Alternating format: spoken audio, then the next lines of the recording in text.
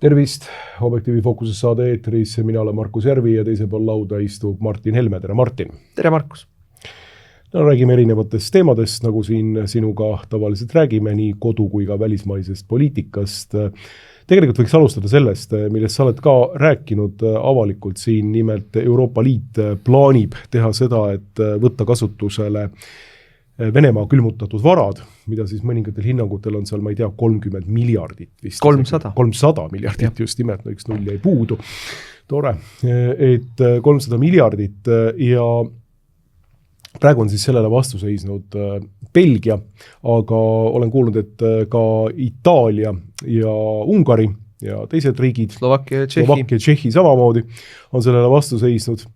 Ning see on nüüd nagu selline asi, millest Eestis jälle räägitakse nagu äärmiselt propagandistlikult, et võtame kurjalt Venemaalt rahad ära, paneme need Ukraina alla ja siis saab kõik jälle korda, et Ukraina saab jälle mõned aastad enda verd valada Venemaa vastu, et siis on kõik asjad korras. Ja siis nüüd alternatiivina, kui see läbi ei lähe, on räägitud sellest, et võetakse siis ühislaenu ja Eesti osa sellest niinimetatud ühislaenust või Ukraina abist on keskelt läbi 500 miljardit eurot, kuskil 460-480 miljonit eurot. Nii et igal juhul põhimõtteliselt on tegu hullumeelse plaaniga, aga igal juhul nüüd Euroopas on sellele natukene nagu pidurit pandud, aga meil jällegi räägitakse, et ei tuleks nagu kiiruga võtta kasutusele. Siin on hästi mitu kihti. Esimene asi on see, et ükskõik kumbast me räägime, kas me räägime sellest, et Vene külmutatud varad või ühislaen, meie maksumaksja, meie riigieelarve saab igal juhul selle 500 miljardilise lataka. Ja see, kuidas müüakse seda Vene külmutatud varade nii-öelda kasutusele võtmist, ju ongi jutt, et me anname siis Ukrainale sellises ja sellises summas raha, mille katteks on Vene külmutatud varad ja kui Venemaa ei ole sellega nõus või kui mingi arbitraarkohus leiab, et tegelikult nii ei tohtinud teha, siis Euroopa Liidu liikmesriigid käendavad seda ehk siis maksavad pärast ikkagi Venemaale selle raha tagasi. Ehk siis juhtub see, et Eesti maksumaksja maksab selle 500 miljardit Vene riigile välja. Aga siin on veel mitu asja, millest minu meelest tuleks väga valjusti, väga põhjalikult rääkida. Esimene asi loomulikult on see, et selle skeemi käivitamiseks jultunult rikutakse Euroopa Liidu aluslepinguid. See on nagu, absoluutselt jultunult, aga mis meil Eestis üllatab? Meil rikutakse põhiseadust, meil rikutakse Riigikogu kodukorda, Riigikogu juhatus tõlgendab, Riigikohus ütleb, et ongi avar tõlgendamisruum. See, mida meil siin tehakse, on õpitud Euroopast või Euroopa õpib meilt, katsetab ennem läbi meil, ühesõnaga absoluutne juriidiline voluntarism, mingit õigusriiki ei ole. Kõige valjemini õigusriigist karjuvad tegelased, kõik me teame, loeme uudiseid Objektiivist iga natukese aja tagant, kuidas Ungari õigusriigi teemal on järgmine menetlus algatatud ja õigusriik Eestis on asjad nii. Kui sa kuuled liberaale rääkima õigusriigist, siis sa tead, et nemad rikuvad kõiki reegleid, nii kirja pandud kui kirjutamata reegleid. Euroopa Liidu aluslepingu paragrahv 122 ütleb, et kui Euroopa Liidus on majanduslik eriolukord, siis võib loobuda ajutiselt ühehäälsuse nõudest nende otsuste puhul, kus ühehäälsus on tegelikult ette nähtud. Ja nüüd öeldakse mingisuguse absoluutselt selline täiesti ilmselgelt fantastiline konstruktsioon on loodud, et sõda Ukrainas on Euroopa Liidu jaoks eriolukord, majanduslik eriolukord, mistõttu me võime otsustada vetost mööda minnes ja mitte ainult Ungari vetost, vaid ka Belgia vetost ja Slovakkia vetost ja Itaalia vetost ja Tšehhi vetost mööda minnes, et me võtame need Vene varad kasutusele. Et see on nagu lihtsalt, pärast seda, kui nad võtavad paragrahv 122 aluslepingutes kasutusele, ei kehti Euroopa Liidus aluslepingud lihtsalt punkt. Mingeid aluslepinguid ei ole mõtet lugeda, sest tehakse, mida tahetakse ja kogu lugu, kel jõud seal õigus. See on nagu, ja see tähendab seda, meil ei ole enam kohustust maksta liikmesmaksu. Seepärast, et liikmesmaks tuleneb ka aluslepingutest. Aga aluslepinguid ei täideta, aluslepinguid ei loe. Miks me peaksime oma liikmemaksu maksma? Miks me peaksime täitma näiteks mingit Euroopa Liidu määrust CO2 osas? aluslepingud, me tõlgendame, et meil praegu on eriolukord ja me ei maksa. Noh, et selles mõttes see on absoluutselt Euroopa Liidu enda seisukohalt on mindud nagu absoluutselt üle Rubikoni ja siit me jõuame järgmise probleemini. Euroopa Liidus ei ole mõeldav, et see liit koos püsib, kui sellisel viisil hakatakse üle sõitma riikide vetodest. No see lihtsalt ei ole mõeldav. Inglismaa juba läks või Suurbritannia juba läks ja hakkavad järjest riigid välja minema ühel või teisel moel või käituma nii, nagu nad enam ei oleks liikmesriigid. Sellega hävitatakse Euroopa Liidu enda tegelik koos püsimine ja koos toimimine. Mul sellest kahju ei ole. Ütlen ausalt, vastupidi. Sellest kahju tõesti. Silma tuleb rõõmus kilk. Nüüd teine kiht, mis siin on. Maailma finantssüsteem ei ole Euroopa keskne. Kui Euroopat on peetud maailma üheks turvalisemaks ja päriselt ka nüüd õigusriigi mõttes selliseks kohaks, kus eraomand on puutumatu, kus lepingu õigus on raudkindel, siis me praeguste otsustega selle Vene raha puhul, see kõik ei ole, suur osa sellest on Vene riigi raha, Vene keskpanga raha, aga väga palju sellest on ka erafirmade rahad. Ja okei, teeme jälle möönduse, et kas Venemaal mingisugune suur naftafirma, mis nime poolest on erafirma, on tegelikult kuulub läbi variisikute Putinile ja tema oligarhidele või kuidas on, et see seosed riigiga seal on enam-vähem samamoodi, nagu me võime öelda, et Vene õigeusu kirik on ka riigiga väga tihedalt seotud, mingite mehhanismide kaudu, mida meil siin läänes nagu ei mõisteta alati. Aga ükskõik, nominaalselt erafirmad. Nüüd, kui Euroopas otsustatakse, et me lihtsalt sellepärast, et me tahame ja lihtsalt sellepärast, et me saame, võtame ära 100 miljardeid kellegi teise raha, sellepärast, et meil läheb seda raha vaja. Meil endal tuleb puudu, meil läheb seda raha vaja. Siis see tähendab, mis siis juhtuma hakkab? Kõigepealt rahvusvaheline arbitraažkohus, mis ma ütlen veel kord, ei ole Euroopa keskne. Rahvusvaheline arbitraažkohus otsustab, et sisuliselt on Euroopas varastatud raha. Varastatud teiste riikide, teiste firmade raha, pangast. Et nagu te teete, sa oled pank, ütleme, Swedbankas on sinu arvel raha, Swedbanka käes, Swedbank vaatab, kuramus, mul läheb seda raha rohkem vaja kui sul. Ja võtan ära. Et mida siis teevad need inimesed, kellel ka on Swedbankas arve? Lähevad ja võtavad oma raha välja Swedbankist. Igaks juhuks, võimalikult kiiresti. Ühesõnaga, mis siis juhtuma hakkab, on see, et kaks asja juhtuma hakkavad. Kõigepealt nii või naa jäävad need, kes otsustasid selle raha ära võtta, peavad selle tagasi maksma ühel hetkel. Ja kui Eesti on nende otsustajate hulgas, siis seesama 500 miljonit või rohkem tuleb meile kukile. Kui me arvestame Itaalia sellest kambast välja, arvestame veel 4-5 riiki sellest kambast välja, siis me ei räägi enam 500 miljonist, siis me räägime 800, võib-olla miljardist.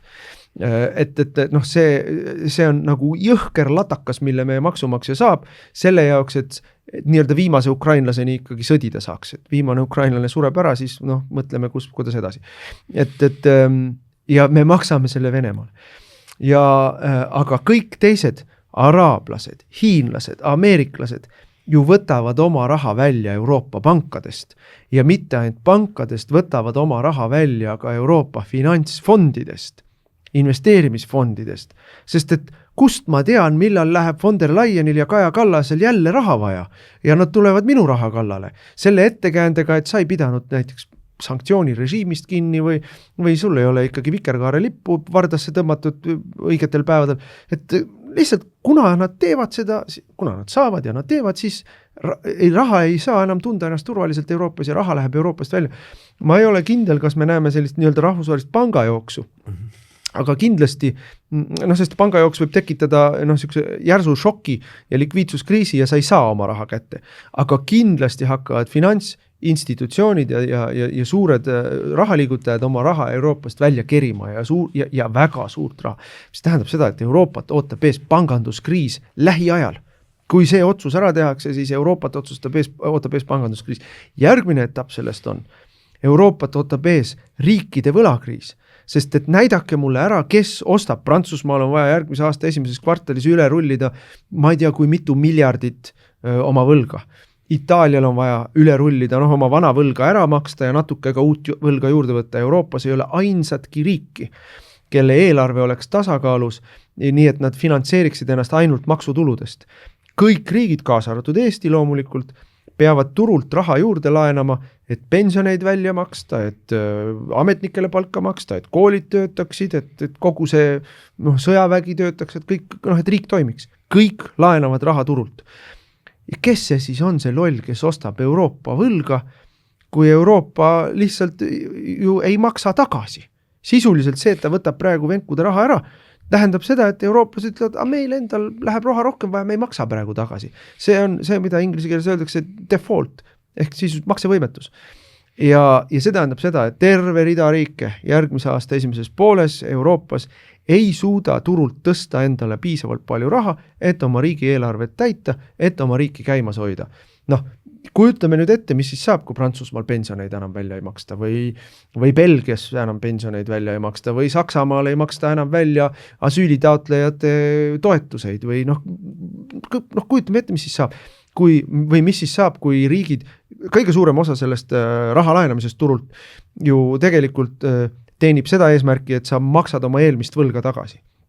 Kõik riigid on üle pea, üle 100% võlgades, ainuüksi selle jaoks, et uut võlga võtta, pead sa kõigepealt vanad ära maksma või rullima edasi, sul saavad võlatähtajad tulevad kätte, sul on vaja 3 miljardit, on vaja veebruarikuus ära maksta ja siis veel miljard on või ma ei tea, mitusada miljonit on vaja juurde laenata, et kuni augustini üle elada. Sa pead 4 miljardit laenama, sellest 3 miljardit maksad ära kohe tagasi finantsinstitutsioonidele. Keegi ei laena sulle seda raha enam. Lihtsalt sellepärast, et sa läksid nii-öelda venelastele näitama, kuidas me teie raha ära võtame. Ja nüüd on veel üks asi, mis on nagu kõige piinlikum, et sellest ei räägita. Euroopas on 210 miljardit vene raha. Mujal maailmas veel 100 juurde, kokku 300 ringis. Venemaal on umbes 300 miljardit Euroopa raha. Ja Venemaa on öelnud, et kui te meie raha puudutate, siis me võtame kõik teie 300 miljardit endale. Ehk venelased teenivad 100 miljardit selle lükke tagajärjel. Teenivad. See ei ole nii, et kus nüüd panime Kremlile jalaga õrna kohta, et anname ukrainlastele raha. Venelased teenivad raha selle pealt.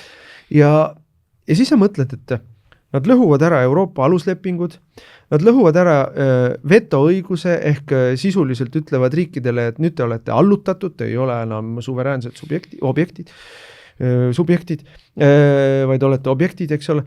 Nad lõhuvad ära kogu Euroopa finantsskeemi ja viivad euroala lagunemiseni ja Euroopa riikide pankrottideni lähikuudel.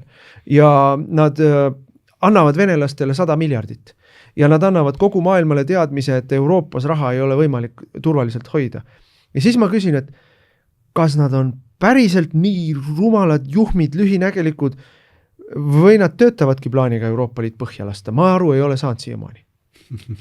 See on selline küsimus tegelikult, mis on kohane ka Eesti Vabariigi kohta, et kas nad töötavad selle nimel, et Eesti Vabariik reaalselt põhja lasta vaadates meie valitsust või on nad lihtsalt nii rumalad ja lollid, et nad ei saa, et nad kogu selle praeguse tegevusega, selle tegevuse tulemusega Eesti Vabariigi põhja lasevad.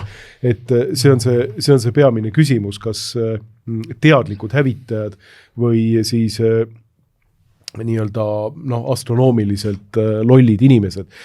On kolmas variant ka.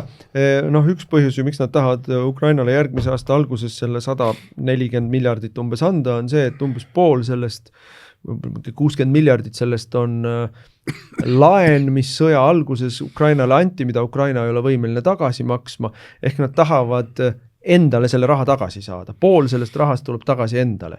Ja suur osa sellest rahast, sellest teisest poolest, suur osa tuleb tagasi Euroopa relvatööstusele. Ehk siis nad võtavad, nende peas on skeem, et me võtame venkude raha ja võtame selle tegelikult nii-öelda nime poolest anname ukrainlastele. Ukrainast käib väga väike osa sellest läbi, tegelikult tuleb see tagasi meie pangaarvetele.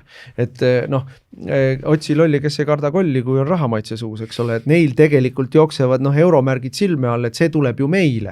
Ja ma siiski vaadates Kaja Kallast ja vaadates von der Leyenit ja vaadates kõiki neid inimesi, ma pigem paneksin panuse selle peale, et nad ongi kosmiliselt juhmid. ahned ja rumalad ja tagajärgede peale mõtlematud. Aga noh, see vorm, millest meil Eestis sellest räägitakse või ka Lääne-Euroopas ju see raamistus on selline, et kõik, kes ei ole sellega nõus, on põhimõtteliselt jälle putinistid ja tahavad, et Ukraina kaotaks. Ja noh, see on lapse tasemel mõtlemine, et sellise käitumise tagajärjel kes kannatab? Euroopa kannatab kõige rohkem jälle ja Euroopa tavakodanik, Euroopa ettevõtlus kannatab, kui Euroopas on panganduskriis, riikide pankrotid või ütleme siis see, mida me nägime Kreekas 2013-14, eks ole, mis hirmujutte meile siis räägiti, kujutage ette, kui üks euroala riik pankrotti läheb. Aga nüüd on neid rohkem kui üks pankrotti minemas, euroala ise läheb pankrotti, Euroopa Keskpank ütleb, et mitte mingil juhul seda teha ei tohi, rahvusvaheline finantsregulatsioon ei luba seda teha. Euroopa Keskpank ütleb, ütleme, vaikselt, nurga taga sosistades, ütleb, me ei ole võimelised seda finantskriisi lahendama rahatrükiga enam. Absoluutselt, muuseas üks huvitav asi, mis siin hiljuti välja tuli, on see, et väidetavalt mingide lekkete kaudu tuli välja, et USA töötab selle nimel, et tõepoolest siis Euroopa Liidu osad riigid Euroopa Liidust välja kangutada, seal oli mainitud Itaaliat, loomulikult Ungari, siis on mainitud Slovakkiat ja Tšehhimaad. Ja siis on millegipärast ka Austria üheks riigiks sealt, mis tõsi on selline nagu ikkagi väga-väga liberaalne täisimmigrant ja kõike muud. Et USA justkui tahaks Euroopa Liitu selle kaudu nagu tükeldada. Mingil tasandil Euroopa Liitu juba ju tükeldatakse. Sellepärast, et Trumpi administratsioon on teinud ju selge otsuse, et ta suhtleb algusest peale riigi konkreetsete juhtidega ja kogu Euroopa Liidu sellisest ametlikust struktuurist on ju täiesti mööda vaadatud.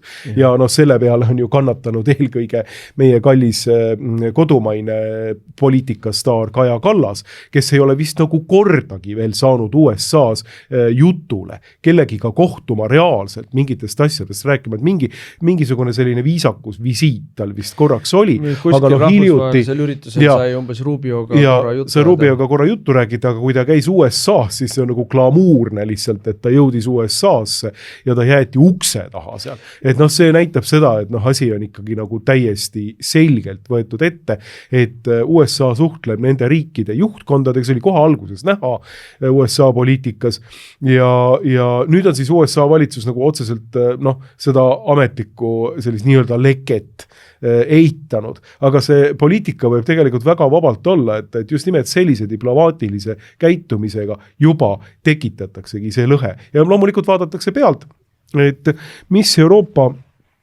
teeb ja USA tegelikult selles julgeolekustrateegias oli väga huvitav punkt sees, mida meile veel võib-olla alles hiljuti rääkisid sellest mingisugused, ma ei tea, nii-öelda mingid kommentaatorid kuskil nagu interneti avarustes, eks ju. Aga nüüd on see jõudnud täiesti USA ametlikuks doktriiniks, et mida tähendab üldse olla NATO liitlane olukorras, kus sul on 30, 40, varsti 50% kodanikkonnast sellist rahvast, kes tegelikult ei ole selle NATO kunagise leppe ehk siis kunagise nii-öelda rahva aluse või selle demograafilise terviku osa. Ehk siis nad on immigrandid, kes hakkavad suunama nende maade poliitikat erinevatele tasanditele, eks ju, ja ei ole ju üldsegi teada enam see, et kuidas hakkab käituma Prantsusmaa, vaid mingisuguse islami šariaat või mingisuguse pool šariaadi tasandil siis Prantsusmaa, Inglismaa, millest ennustatakse, et ta muutub kuskil 10-20 aasta pärast juba reaalselt moslemite poolt juhitud riigiks. Nii, kuidas käitub Saksamaa, kuidas need riigid reaalselt käituvad Euroopas, eks ju. Rääkimata Rootsis siin, samamoodi. Et ongi see, et USA hakkab kalkuleerima sellega, et kes need tema liitlased Euroopas nüüd üldse on, et kas nendest enam üldse mingeid liitlasi siin 10, 20, 30 aasta perspektiivis on või mitte. No mitte ainult seda, et ütleme, kui Suurbritanniat hakkab juhtima põhimõtteliselt moslemi valitsus, mida Londonit ju juhib juba, eks ole. Kui Saksamaal või Prantsusmaal samamoodi võtab üle moslemi enamusega või moslemi kõige tugevama vähemusega sisuliselt juhtimine, et mis liitlane ta on ameeriklastele. Aga ka teistpidi, kui ei võta üle, siis ju need riigid on sellises sisulises kodusõja situatsioonis. Ma ei tea, vist oli ju Objektiivis ja kindlasti oli ka uutes uudistes suve poole oli see, avaldasime mitu lugu, kuidas Briti, vist oli King's College'i teadlased või teadurid on sisuliselt valmis kirjutanud analüüsi, mis ütleb, et Suurbritannias on kõik kodusõja tingimused loodud. Ehk siis nii-öelda vana valitsev enamus on jäämas ilma oma positsioonidest ja need majanduslikud tingimused ja kõik muud tingimused on loodud kodusõja puhkemiseks, et puudu on veel vaid üks asi, see on nii-öelda eliidi poole vahetamine. Et täna on veel eliit, julgeolekueliit, näiteks, eks ole, ka kultuuriline eliit, poliitiline eliit, on veel sellel poolel, kes ikka veel toob riiki moslemeid. Aga nii nagu Nõukogude Liidu lõpus, eks ole, see murdepunkt oli siis, kui nii piltlikult öeldes Arnold Rüütel hakkas rahvuslaseks. See oli see nii-öelda eliidi ületulemine teisele poolele, et vana süsteem on silmnähtavalt enam ei ole eluvõimeline, et nüüd on vaja positsioneerida ennast ümber. Aga ka kodusõjas olev riik, mis liitlane ta on Ameerika Ühendriikidele NATO kontekstis või millist kollektiivsesse kaitsesse panustajat on Prantsusmaal, mille pooltes linnades politsei ei julge lihtsalt minna inimesi vahistama, seepärast, et tapetakse koha peal ära seal mingites eeslinna osades. Reaalselt, et mis panustaja see riik üldse on, kui, ma ei tea, armee peaks näiteks oma riigi piirest mingil viisil nagu väljuma, kaitsma või tegelema ühes riigi osas sissetungiga, eks ju, siis kogu Marseille ja kogu ülejäänud Prantsusmaa tuleb lihtsalt tänavatele, seal taga kuskil tehakse suur hunnik, pannakse kumme kokku ja lükatakse põlema Marseille. Sisuliselt võetakse üle kogu see piirkond mingisugusele kohalikule islami mafiale. Ja kusjuures muidugi, mida meil ka vähe räägitakse, aga ju see, kui sa impordid kolmanda maailma, siis sa muutud kolmandaks maailmaks, et kui sa tood endale riiki etnilised vähemused või etnilised grupid piirkondadest, kus nad on olnud 1000 aastat üksteise kõri kallal, siis sa saad need samad tülid, me oleme näinud Inglismaal, eks ole, kus jalgpalli puhul läksid omavahel tülli pakistanlased ja hindud ja 2 päeva, 3 päeva rüüstati tänavaid, sellepärast, et nii on Pakistan ja Hindu juba 70 aastat omavahel suhelnud või kauem veel, eks ole. Et samasid asju me näeme mujal ka. Nüüd korra selle Austria asja juurde tagasi tulles, et Austria ei ole seal nimekirjas juhuslikult, et Austrias on väga tugev, eks ju, rahvuslik partei või konservatiivne rahvuslik partei ehk Austria Vabaduspartei. Ma tunnen ka nende juhte ja nad on olnud valitsuses, nad on jätkuvalt väga populaarsed, et seal õiges olukorras, see riik on nagu omadega täiesti hukast, ta on üks neid Euroopa riike, kus moslemi immigrantide osakaal on praktiliselt kõige kõrgem üle 30%. Aga tänapäeval on ka juba Šveitsis 30%, tänapäeval on Prantsusmaal 30%, Saksamaal hakkab lähenema 30%, Inglismaal hakkab lähenema seal üle 20% on. Ja mis on dünaamika, on ju eriti, seda tuleb nagu vaadata, kui kiiresti see kasvab. Et üks asi on see, et sul on nagu stabiilselt mingisugune protsent, okei, sa oled kuidagi, on mingisugune tasakaalupunkt ühiskonnas küll habras, aga on paika loksunud. Aga kui see kogu aeg järsult kasvab, eks ole, siis see püsi koos see ühiskond. Nii et Austrias oleks teoreetiliselt võimalik nad üsna kergesti ja kiiresti võimule aidata. Ja Austrias on ka, ütleme selline ühiskondlik hoiak on absoluutselt erinev võrreldes, ma ei tea, Hollandiga näiteks suhtumises Euroopa Liitu. Austria liitus alles 95. aastal, ta ei ole nii-öelda asutajaliige, ta ei ole elupõline riigi, Austrias on alati olnud väga suur ja tugev euroskepsis ja selline poliitiline kandepind, nii et väga suur immigratsioonivastasus, nad ei ole NATO-s, eks ole, et seal on nagu mingisugused sellised tingimused, mida võib-olla ütleme, teistes läänepoolsemates riikides ei ole, Austria ikkagi jäi raudsest eesliidest lääne poole. Nii et seal on oma loogika sees, miks Austria selles nimekirjas on. Ja tõsi, ja loomulikult, kui vaadata nagu ajaloolisele pildile, siis kui seal on sees Ungari, siis on mõistlik sinna panna ka Austria loomulikult, et meil on ikkagi Tšehhi ka, eks ju, et meil on see ikka vana Habsburgide ilus Austria-Ungari impeerium. Ja otsapidi siiski ka ütleme siis Trieste täpselt ja Sloveenia siis ka juba loomulikult. Et need on väga, need on asjad, millest meil inimesed ja tükki Poolat ka loomulikult siin. Tänapäeva inimesed ju ajaloost ei tea mitte muhvigi. Ja kui teavad, siis teavad ainult seda, et Hitler oli paha. Et millega me ei vaidle keegi, aga pahasid inimesi on palju olnud, et Džingis Khan oli ka paha, aga keegi ei tea, kes oli Džingis Khan.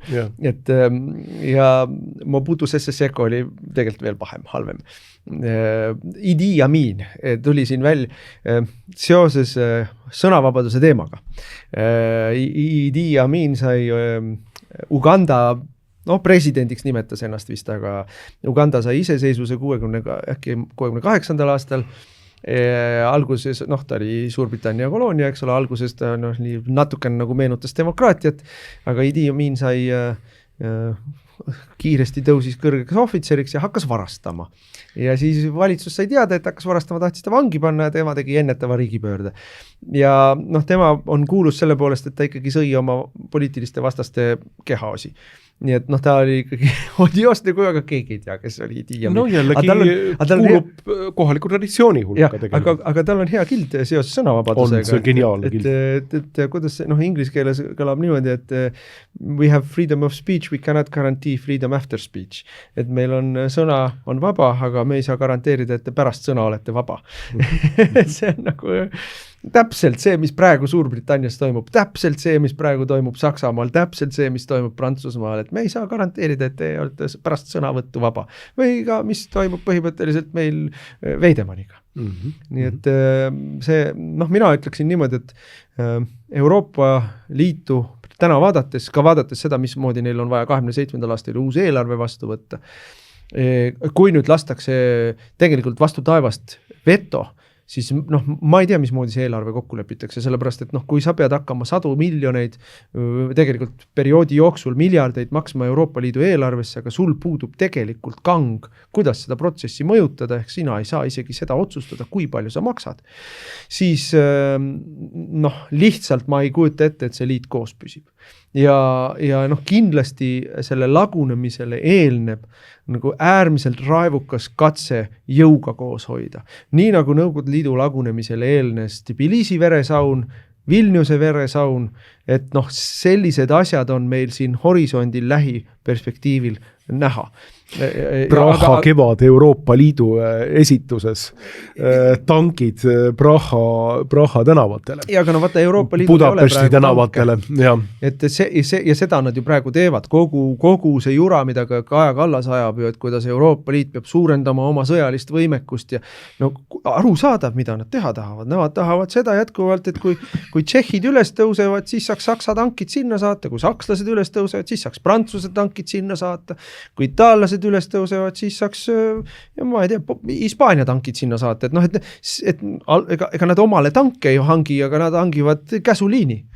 See on selge, et ma arvan ka, et tõsi, et kui siin enne kui see asi kokku kukub, siis praegu me juba näeme, kuidas need liberaalsed süsteemid ka, sa mainisid siin Inglismaad tegelikult, et Inglismaa on sotsialist Starmeri all põhimõtteliselt muutunud selliseks orwellikuks ühiskonnaks. Täiesti totalitaarseks orwellikuks ühiskonnaks, seal on kehtestatud selline totalitaarne ID-režiim, eks ju, et sa pead võtma omale alla põhimõtteliselt Hiina stiilis nagu selline sotsiaalse krediidile teed loov ID-süsteem, kui üleüldse tahate vaadata, et mida selline globalistlik eliit tahab teha ühiskonnaga, mille osad on kõik need nii-öelda ID ja firmade juhid ja kõik teised, siis vaadake Hiina poole, sest seal see reaalselt toimib juba nii. No, see on tehtud ära, eks ju, ja seal see on, kuidas öelda, Ameerikas on seda raske teha ja Euroopas on ka mingisugune inimõiguste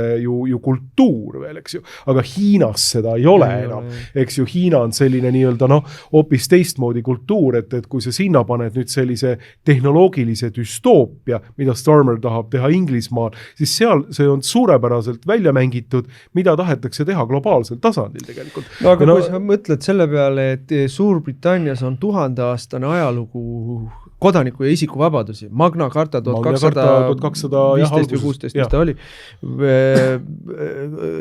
Sõnavabadus elas Inglismaal ammu ennem, kui ta kuskile Mandri-Euroopasse tuli, eks ole. Ennem veel kuulsat revolutsiooni ja elas üle kõik 20. sajandi asjad.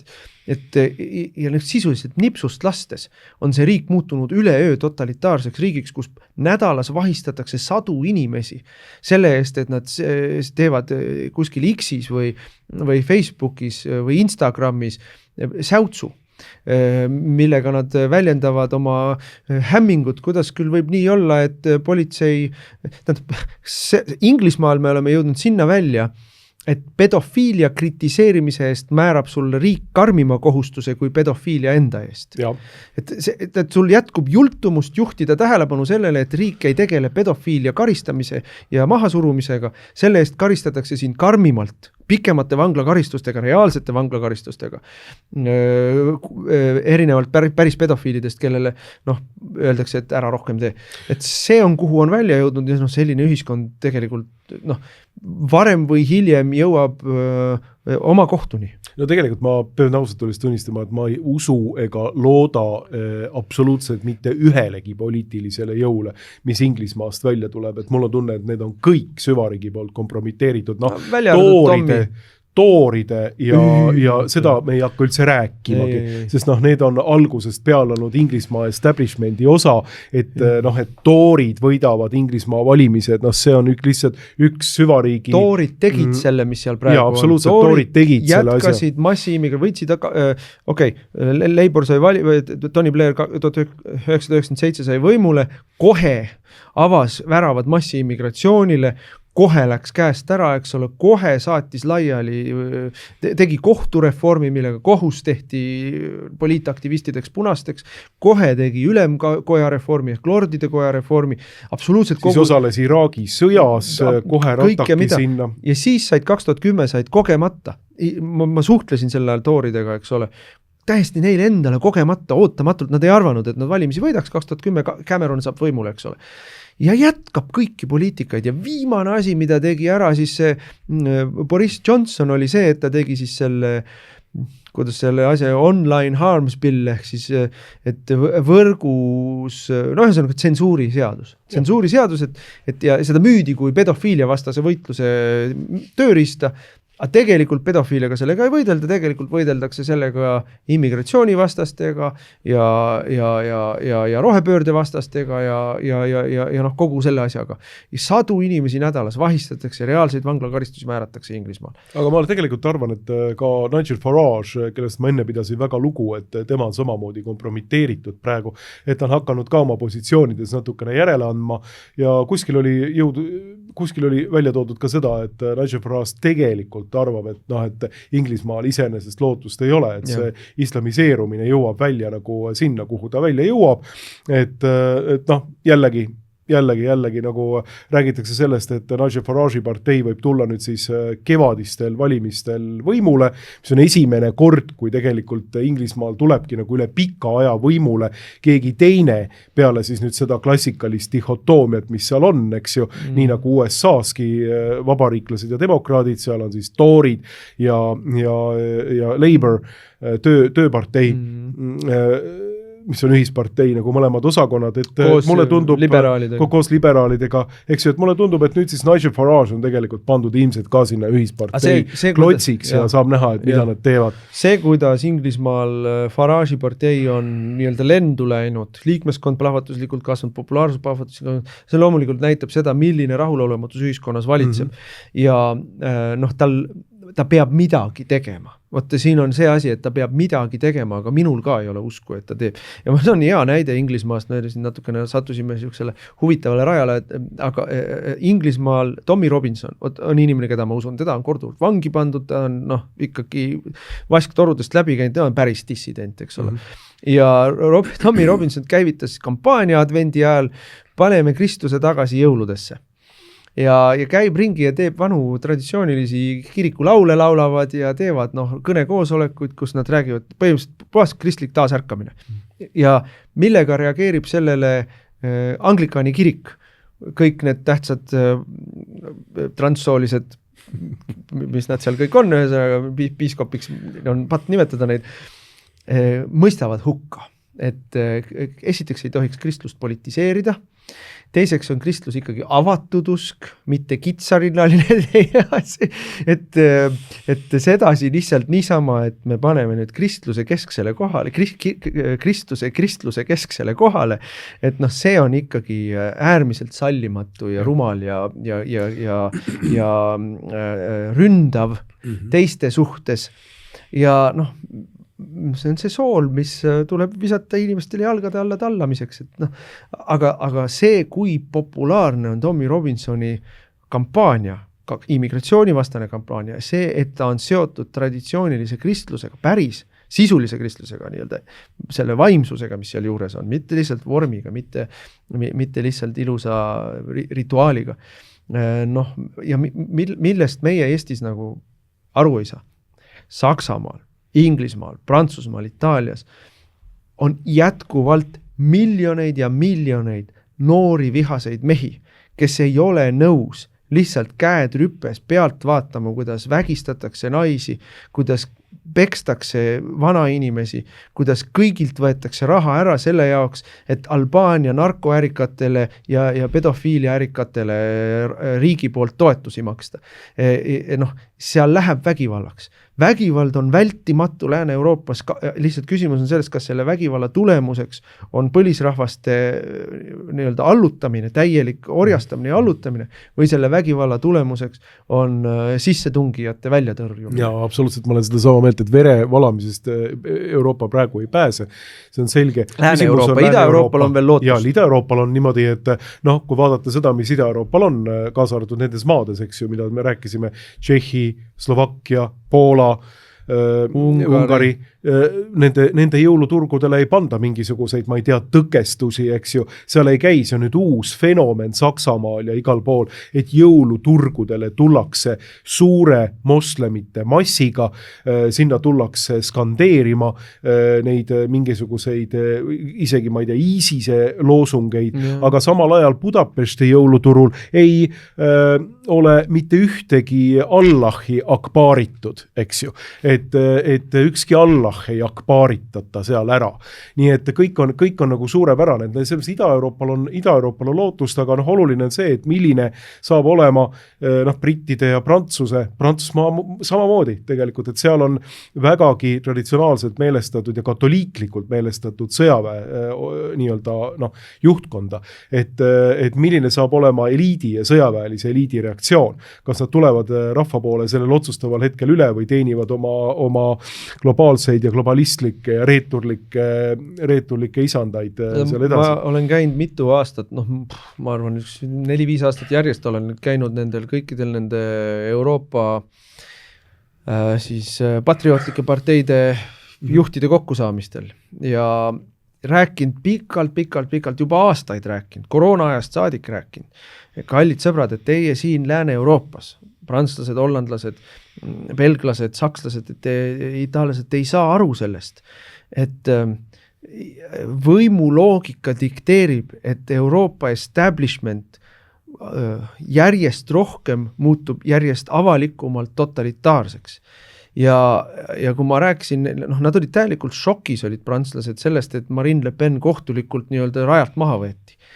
Et see on ei ole võimalik, ei ole uskumatu lugu, tullakse kohtuga kallale, nüüd neile hakkab see kohale jõudma ja siiamaani on ikkagi tehtud Lääne-Euroopas sama, mida meil siin Ida-Euroopas on ju mängleva kergusega tehtud, et noh, meil e-valimistega ja kuidas, eks ole, aga nende nii-öelda noh, õiged inimesed on hoitud igal juhul võimul, küll Prigožini skandaalidega.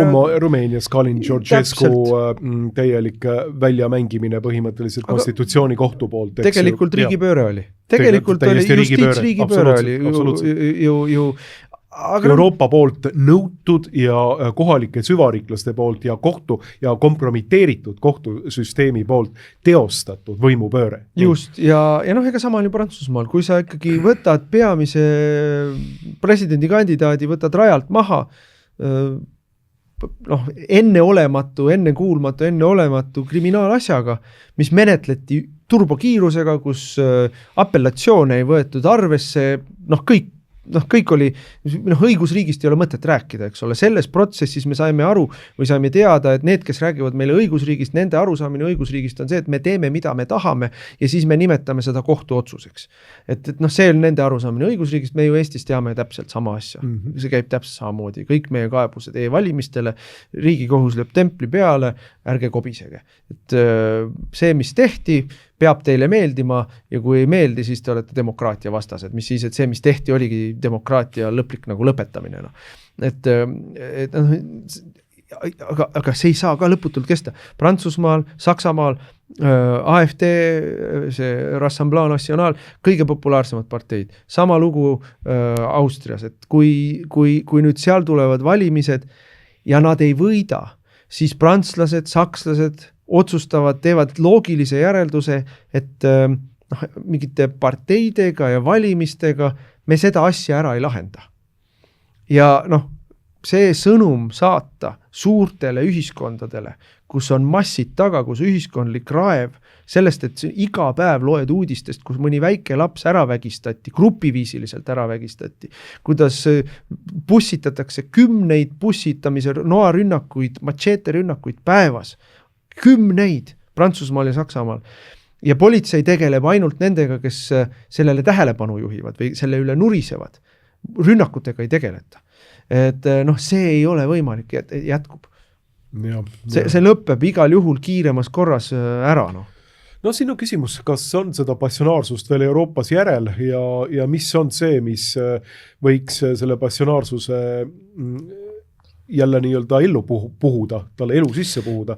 Et tegelikult see on oluline küsimus ja mina arvan lihtsalt väga lühidalt ja lihtsalt, et kristlik kultuur tuleb taastada ja praegu, kui ma vaatan seda, et mis toimub ka näiteks katoliku kirikus, siis on väga tõsine küsimus see, et kus kohas see kristliku kultuuri säde, see sama säde, mis on oma olemuselt tegelikult nagu Karl Suure ja teiste kristliku kultuuri suurkujude Louis IX, püha Louis IX, eks ju, ristisõdija kuninga nagu selline säde tegelikult, et kus see tuleb, et kui praegust nagu establishmenti vaadata, praegune Leo, eks ju, ja Leo 14, et sealt seda sädet loomulikult ei ole, kuigi peab tunnistama, et kirikus samamoodi toimub praegu põlvkondade vahetus ja kõik nooremad on tendentsiaalselt traditsionaalsemalt meelestatud. Et see Vatikani teise selline nii-öelda hipiliikumise sissetoomine, me praegu ei hakka rääkima mingisugusest doktrinaalsetest asjadest, aga sellest konkreetsest kirikupoliitikast, mis sellele järgnes USA-s, Euroopas, igal pool mujal, mis oli põhimõtteliselt nagu hipiliikumisest ja 68. aasta revolutsioonist nakatunud katoliiklaste enesehävitamine, kiriku enese hävitamine, et see on nüüd jõudnud sinnamaani välja, kus nagu generatsioon Z tegelikult couldn't care less kogu sellest Vatikani jamast, mis sellele on järgnenud, eks ju. Vastupidi, nad ütlevad, et see ei ole enam nendele siduv ja nad tahavad tegelikult nagu mingit reaalset kraami. Et nüüd on küsimus selles, et kas see passionaarsus leitakse endas üles Euroopas veel enne, kui viimanegi nii-öelda lootuse säde kustub või mitte. Ja nagu ma ütlen, ma uuesti tulen selle juurde, et Hispaanias elab 40 miljonit hispaanlast, eks ole, võib-olla natuke vähem, aga rahvaarv on 40 miljonit, peaaegu sama palju kui Poolas. Või ütleme, Poolas on natuke vähem, 37 miljonit, Hispaanias 39 miljonit. Saksamaal ikkagi üle 80 miljoni sakslase. Inglismaal, Prantsusmaal üle 60 miljoni ka põlisrahv. Et nende hulgas seda noort põlvkonda, 20-ndates, 30-ndates põlvkonda, neid on miljoneid inimesi, kellele öeldakse sisuliselt, et teil tulevikku ei ole, teil ei ole majanduslikku tulevikku, sest teie ülesanne on teha miinimumpalgaga teenindussektoris tööd ja maksta ära makse. Te ennem 40. eluaastat endale ei saa lubada kinnisvara ostu. Teil majanduslikku tulevikku ei ole. Te võite ju isegi ülikoolis 2 magistrit teha ja jääda sellest veel kord rohkem võlgu, aga ikkagi teil mingit tulevikku ei ole. Küll ja samas peate te oma kodumaal häbenema kõike, mis teie pärand on, kristlik pärand, teie vanemate pärand mingitest sõdadest, võitudest, te peate häbenema seda, et te olete valged, te peate häbenema seda, et te olete heterod ja te peate maksma kinni nende inimeste elu kallites hotellides, kus nad tulevad sealt hotellist välja ja hakkavad tapma ja vägistama. Et see on teie roll. Kuni silmapiirini. Ja inimesed lihtsalt ei ole nõus sellega. Inimesed hakkavad lihtsalt muutuvad vägivaldseks. See on võimatu, et ei muutu. Ja Eestis seda ei juhtu, sest Eestis ei ole kriitilist massi. Ei ole lihtsalt kriitilist massi. Aga seal on see kriitiline mass. Ja ma ütlen ühe asja siia otsa veel. Võib-olla sa tahad mingi uue teema sisse tuua, aga et ükskõik, kus ma Euroopas käin ja räägin selle nii-öelda ärkava rahvusliku konservatiivse suveräänsusmeelse poliitilise jõuga, seal on alati tunned lõpuks ära selle, et kui küsid, nad kõik on kristlased. See on meie kristliku kultuuri nii-öelda uus tulemine või uus ärkamine. Et inimesed, kes sellele soodüsfooriale, immigratsioonile, rohehullusele, totalitarismile vastu hakkavad, nendel kõigil on see väärtusruum on paigas ja see väärtusruum mitte lihtsalt ei ole niimoodi, et mulle meeldib jõulude ajal ilusaid jõululaule laulda ja ma kord aastas käingi kirikus ka, et ei, seal on vaim on sees. Jah, see on oluline tähelepanu tõesti sellele juhtida, et mina olen ka näinud seda, tõesti, ma olen näinud seda ka nii üllatavates kohtades nagu Belgias ja Hollandis, kus on noored mehed reaalselt nii-öelda Belgia noored, kes on selles nii-öelda valloonide natsionaalses erakonnas, kes on nagu vaatad peale, ütled, et tõesti, super. Ponksud poisid. Tõesti korralikud mehed nagu, et anna rellu kätte ja läheb madinaks. Nii. Ja, sest ma ühe asja veel võib-olla siin, mille peale ma palju mõelnud, et vaata, ka Ukraina sõja kontekstis, eks ole, see, mis seal toimub, on ju kohutav. Aga millest see räägib, on see, et meil on 2 slaavi rahvast, kes on nüüd 4 aastat 11 tapnud ja nad on valmis surema nii-öelda mingisuguse endast suurema idee nimel. Ja Euroopas seda peaaegu enam ei ole. Inimesed ei ole valmis ennast ohverdama mingi endast suurema idee nimel. Lihtsalt prooviks, et mina ei peaks. Aga seal on veel üks asi, mis on, ja siin panen kõrvale moslemid. Ja nemad nii väga ei ole valmis surema, okei, enesetapu pommitajad ja kõik, mis seal on selles kultuuris ka, aga nemad on alati valmis tapma enda idee nimel. Ja seda ka Euroopas ei ole. Eurooplased ei ole nõus ka tapma endast suurema asja nimel, oma rahvuse nimel, oma pere nimel, oma usu nimel ei ole valmis ei surema ega tapma. Aga sellel on tegelikult veri ikkagi maksab kõikidest asjadest kõige rohkem. Sellel on muidugi oma ajaloolised põhjused, et peale esimest maailmasõda ja peale teist maailmasõda on tõesti eurooplaste valmidus kas tappa või surra mingisuguste riiklike ideoloogiate nimel tõsiselt palju kannatada saanud. Eelkõige peale täiesti absurdset esimest maailmasõda, kus veel monarhiad, veel traditsioonilised ühiskonnad jõudsid sinnamaani välja, et nad teineteist põhimõtteliselt vastast rahvastikku hävitasid ja maailma valitsejad ja universumi kuningad hõõrusid käsi, et vaadata, kuidas kristlik Euroopa teineteist veristab, kuidas põhimõtteliselt parimad kogu selle Euroopa generatsioonist kaevikutes sadade tuhandete viisi miljonit. Ühel ja lõpus muidugi miljonite, see 6 või 7 või 8 miljonit või kui palju seal neid inimesi seal nüüd suri lõpuks. Jah, peaaegu 10 miljonit. Jah, peaaegu 10 miljonit, et kuidas see parim põlvkond nii-öelda Belle Epokist tulnud kultuurne, tsiviliseeritud Euroopa põlvkond, kuidas ta ennast verest tühjaks lasi, et see oli nagu peamine nagu küsimus, aga jah, need ajaloo arutelud ka täitsa mõnusad siin muuseas, aga võib-olla tuleme saate lõpuks veel korra tagasi sellele, mida sa viitasid Aafrika sõnavabaduse kultuuri juures, et meil on sõnavabadus küll nii-öelda rääkimise ajal, aga peale sõnavabaduse kasutamist me ei garanteeri, ütles diktaator. Me ei saa teile garanteerida sõnavabadust. Idi Amin. Täpselt. Mul on ka seda pidevalt ja korduvalt meie rahvusvahelised sõbrad meelde tuletanud seda ütlust ja see on väga selline tore. Aga jah, see on siis ERR loomulikult. Et sellest ma olen nüüd ise ka rääkinud siin nagu oma nendes monoloogilise saadetes nagu pikalt ja laialt ja see teema on minule eriti südamelähedane, kui ma olen seal pikalt ka nagu töötanud, tõsi mitte mingisuguses, ma ei tea, nõukogus või kuskil nagu juhtivatel kohtadel, aga Klassikaraadios saateid teinud 8-9 aastat ja natukene tunnen seda maailma sise. Nüüd juba Objektiivis kauem olnud. Ja nüüd juba Objektiivis kauem, tõsi, nüüd juba 10 aastat Objektiivis, ja tõsi, et see, mis nagu ERR-ist on saanud muidugi ja see nagu selline, kuidas öelda, näite kaasus, millele siis nüüd Veidemann ikkagi allutati.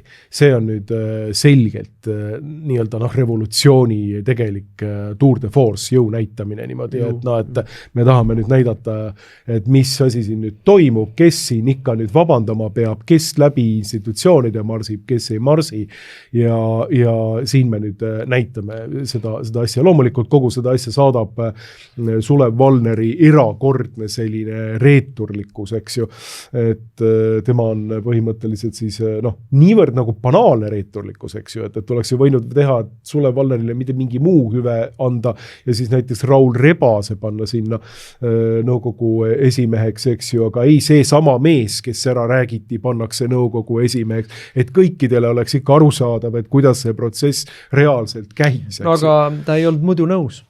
Ta ei olnud muidu nõus nuga sisse, ma ütleks ka Valneri kohta, ta ei ole mulle kunagi meeldinud, ta on ju siin meedias esinenud ja siukse siis libe selline konjunkturistlik uinutav jutukene on tal olnud, selline pseudoekspert, nagu ta on meil siin käinud ja arvanud midagi.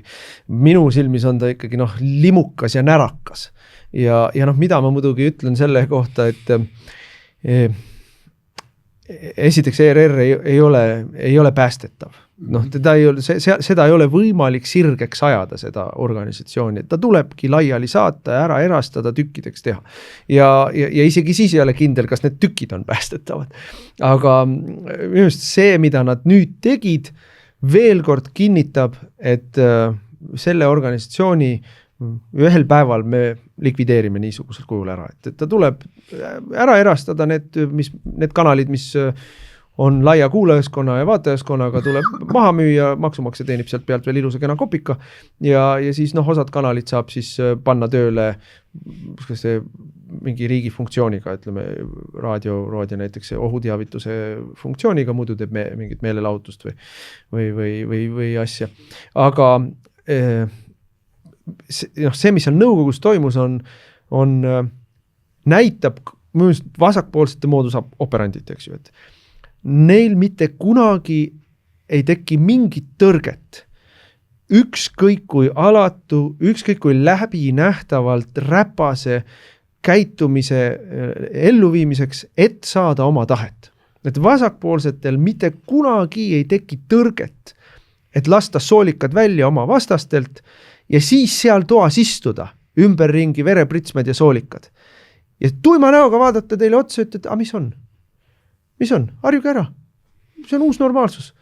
Pidigi nii tegema. teile ei meeldi Nõukogude võim või? Et noh, see on see, millest minu meelest tuleb aru saada, et noh, ma aeg-ajalt kuulen jälle hüüatusi, kuidas neil häbi ei ole. Ei ole. Kas vasakpoolne on kunagi häbenenud kuklalaskusid, Siberisse saatmisi? Ei ole ju.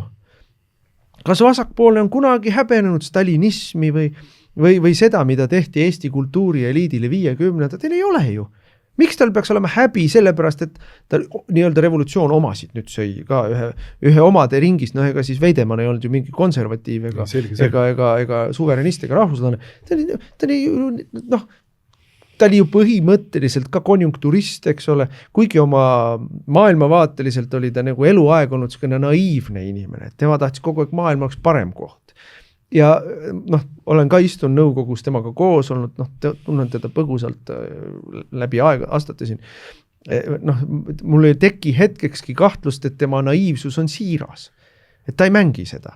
Ta ongi naiivne maailmaparandaja, on olnud alates oma elu 20-ndatest, kui ta selle 68. aasta nii-öelda inimnäolise kommunismiga kaasa läks ja siis oli kohutavalt ahastuses, kui Tšehhis tankidega üle koljude sõideti, nii et ajud pritsisid. Aga ehitas seda inimnäolist kommunismi edasi ja ehitas seal ERR-i nõukogus ka inimnäolist kommunismi, no ja küll inimnäolist homoseksualismi edasi. Aga sellest ei piisanud. See revolutsioon marsib edasi, sa jäid jalgu, sa tegid ühe vea, et sa ei olnud, noh vaata nagu Hungvei pingid Hiinas, eks ole, kultuurirevolutsioon Hiinas, kõigil tasub lugeda, mis asi oli kultuurirevolutsioon Hiinas, sellest ei piisa, et sa vaikides nõus oled, proovides sellega noh nii-öelda mitte jääda silma, sa pead röökides kaasa kiitma. Sellest ei piisa, et sa ennast alandad ja vabandad. Sind ikkagi peksti surnuks tänaval. Sellest ei piisa, lihtsalt ei piisa. Ei muidugi ja see oli üks väga kihvt selline väike kild, et Veidemann ise tunnistas üles selle, kuidas mõned nõukogu liikmed, ehk siis nii-öelda revolutsiooni avantkaart tuli tema juurde ja rääkis sellest, kuidas oluline on see, et kui sa põlvili vabandad selle homo kogukonna nime ees, keda väidetavalt sa oled nüüd siis solvad, siis võidakse sulle sinu koht alles jätta. Võib-olla on see asi, võidakse võib-olla. Sa oled eksinud, aga sa pead vabandama. Nii. Ja see nüüd nagu, me eelmises raadiosaates ka Veikoga rääkisime pikalt sellest, eks ju, et see on nüüd tegelikult see koht, mis on alati vasakpoolse revolutsiooni üks peamiseid punkte, mida edendatakse niimoodi, et noh, et ega siis ei öelda, et kui sa veel vabandad ja roomad, nagu sa ka siin välja ütlesid, et siis võiks sul veel hästi minna. Revolutsioon sööb oma lapsi nagunii. Nii, mingid lapsed pannakse nagunii nahka. Ja vaatame siis nüüd partei nii-öelda nomenklatuur vaatab, et kes need lapsed on, kes nahka pannakse. Aga oluline on see, et tähendab, roomama peavad kõik. Ja, nii. Just. Roomama peavad kõik, kes ellu jääb, seda me vaatame.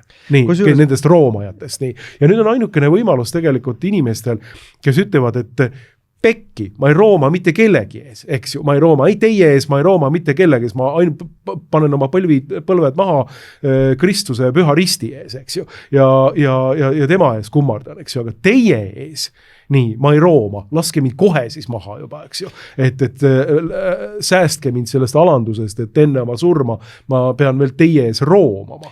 Aga see on ju taotluslik.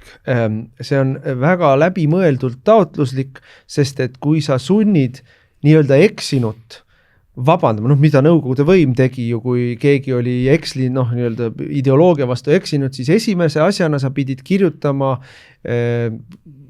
artikli, kus sa võtsid kõik tagasi ja selgitasid, kuidas sa tegelikult nii ei mõtle, kuidas ma eksisin ja kuidas ma nüüd olen aru saanud, et tegelikult õige on nii. Ja miks seda tehti? Miks nõuti, et ta vabandaks? On see, et siis sa võtad ära kangelased.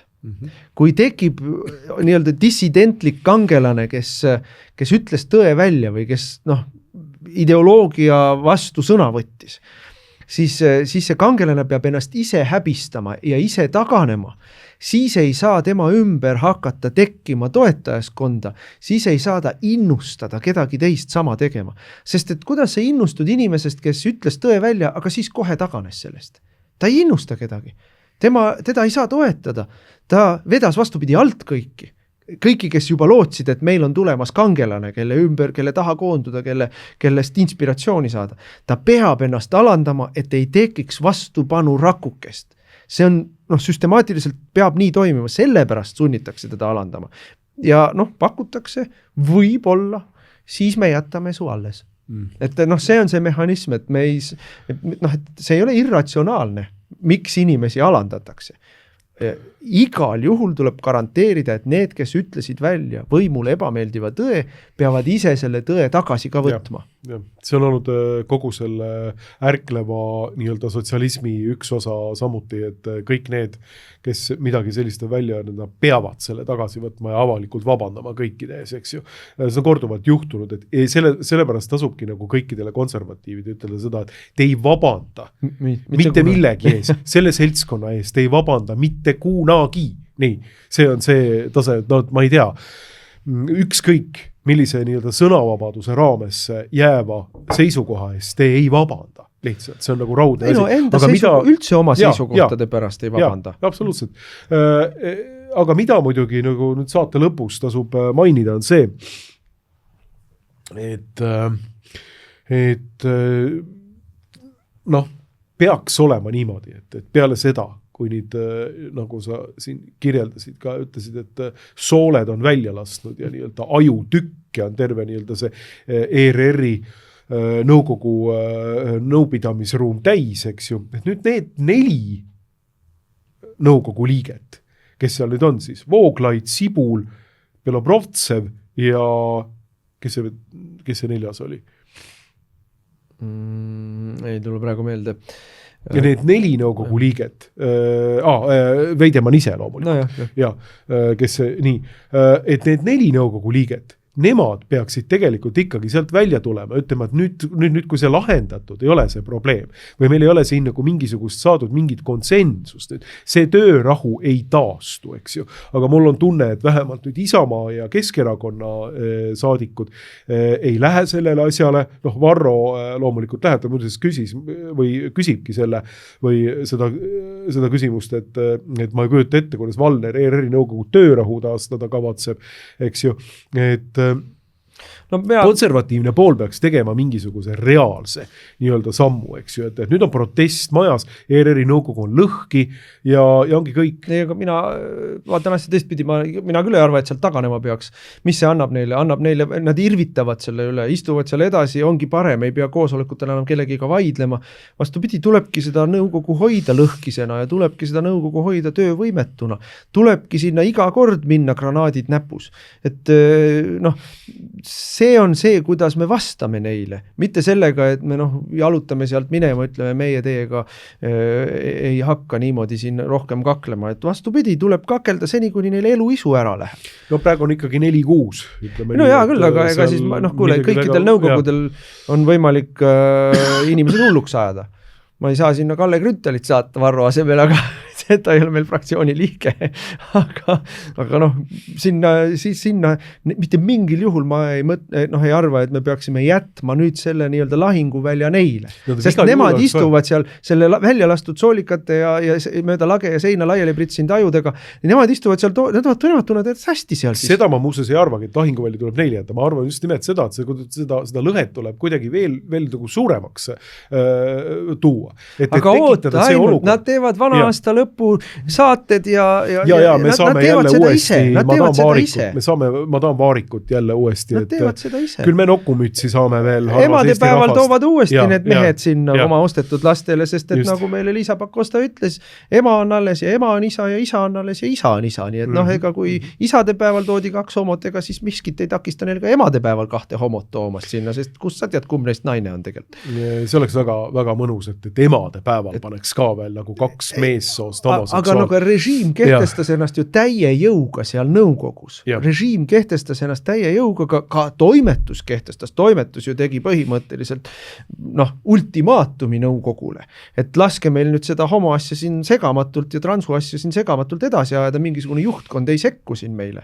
Et see maja läheb väga kiiresti, väga palju hullemaks nüüd. Sellega ma olen täiesti nõus loomulikult, aga igatahes nõukogu need liikmed peaksid mõtlema, et kuidas kuidas nüüd vastu astuda sellele olukorrale, kuidas seda lõhet reaalselt tõmmata veel suuremaks, et tekitada see olukord, et nõukogu ei ole tegelikult nagu töövõimeline. See on sama selles istungis, kus Veidemaa lahti lasti, võeti vastu nende 6 liikmega ERR-i eelarve. Just, jah. Nii, ja. Eelarve, eks ju, et inimesed läksid ära, aga me võtsime eelarve vastu. Et kvoorum oli alles. Ja, et polnudki nagu hullu midagi, et kõik oli hästi. Et see on nagu oluline. Loomulikult ma nõustun ka sellega, et ERR ei saa lunastada siin sellest oma enda positsioonist, et ta tuleb tegelikult põhja lasta ja ära erastada, et see on siis nüüd tulevate positsioonide küsimus, et millised on konservatiivse positsioonid Riigikogu valimist. Ütleme niimoodi, et mina siiski arvan, et seda lahendatakse järgmistel Riigikogu valimistel. Et see, kui ma vaatan, kuidas tänane liberaalne režiim Eestis on pedaali põhja vajutanud, nüüd meil räägitakse eutanaasia toomisest, nüüd meil räägitakse vihakõne seadusega uuesti edasi minemisest, nüüd meil räägitakse siin, mis asju nad kõik... tahtepõhisest ja valikupõhisest sooidentiteedist, riiklik homoseksualistlik 5-aastaku plaan näeb ette, et seda hakatakse arutama. Ehk siis see sama reaalsus, mis tegelikult Soomes on olemas, et mina võin rahulikult selle sama riietusega täpselt samamoodi ilma, et ma meiki peaks näkku panema, minna rahvastikuregistrisse ja ütelda, et ma tunnen ennast naisena ja mulle peab võimaldama seda, et minule... Ja tööandja peab sulle ka kõik asjad võimaldama. Kõik asja peab võimaldama ja mitte ainult Kalev Spa peab ka võimaldama selle, et täpselt samamoodi ma lähen naiste riietusruumi. Nii. Ja mina, ja lisaks sellele siis mina ei lähe sinna, aga kättemaksuseadus ehk nõusoleku seadus, mis siis teeb kõikidest inimestest, mitte ainult meestest, vaid kõikidest inimestest vägistajad, mida sa pead hakkama tõestama, et sa ei olnud vägistaja ja annab põhimõtteliselt prokuratuurile võimaluse kõik inimesed lakke vaatamise ja valekaebuse peale vangi panna, et me liigume samamoodi selle totalitarismi rajal kiirenevas tempos edasi Liisa-Ly Pakosta juhtimisel ja Michali valitsuse juhtimisel ja see nii-öelda ühiskonna keda ma süüdistan? On jätkuvalt on Eesti täis inimesi, kes ütlevad, mina olen ikka salliv, mina pooldan naiste õigusi ja selle tõttu ma arvan, et turske karvase seljaga mees peab Kalev Spaas saama naiste riietusruumi minna, sest et ma pooldan naiste õigusi. Ja senikaua, kuni need kognitiivsed idioodid ei ole nagu aru saanud, et ei, see ühiskonnakord hävitab teid ennast ka ära, senikaua see allakäik jätkub. Et lõppkokkuvõttes, kui meil on demokraatia ja ma üldiselt teen siin reservatsiooni, et meil ei ole demokraatiat, aga ühiskonna enamus paistab siiski elavat selles illusioonis, siis lõppkokkuvõttes see, mis on ühiskonna enamuse hoiak, siis nii on. Et ma siiski nagu panen väga pahaks seda, et meil on terve rida inimesi, kes jätkuvalt tegelevad moraalse edvistamisega, et mina olen salliv, et mina küll arvan, et immigrandil peab ka olema võimalus hea elu otsa peale saada siin Euroopas siiski ja neil on nii raske seal ja mina olen salliv, mina arvan, et see pervert vägistaja peab saama ikkagi tüdrukute riietusruumis vabalt ennast tunda, sest ma olen nii salliv. Et kuni nende loosungitega jätkatakse elu hullemaks tegemist, siis need samad inimesed peavad selle omal nahal ära tundma. Ja ühel hetkel peavad need inimesed ütlema, vabandust, ma eksisin, ma kujundan nüüd oma seisukohad ümber, nüüd ma hakkan EKRE-t hääletama.